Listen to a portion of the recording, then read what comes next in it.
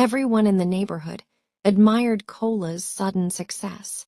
1 year ago, he couldn't afford bus fare. Now he wore expensive clothes, drove a quiet black car, and never complained about bills. When people asked what he did for a living, he smiled and said, "Business."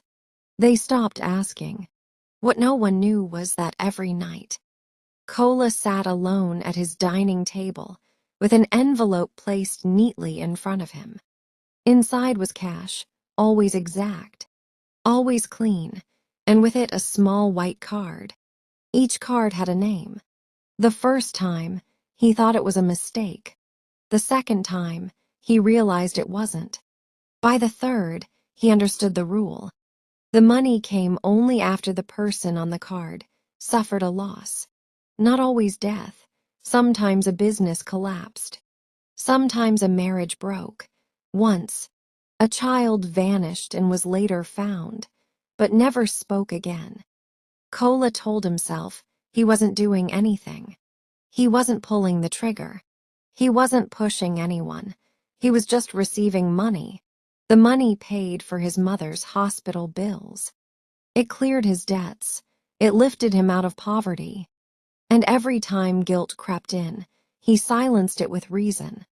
Someone else would take the offer anyway. One evening, the envelope came heavier than usual. Inside was more money than he had ever seen.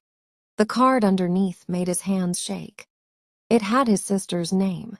He didn't sleep that night. He prayed. He begged. He left the envelope untouched. Morning came, and his sister was involved in a terrible accident. She lived, but would never walk again. The envelope disappeared. No money, no card. That day, Cola understood the truth he had been avoiding all along. The system didn't reward action. It rewarded silence. He sold the car, gave away the clothes, returned to a smaller life. Poverty came back, but so did sleep.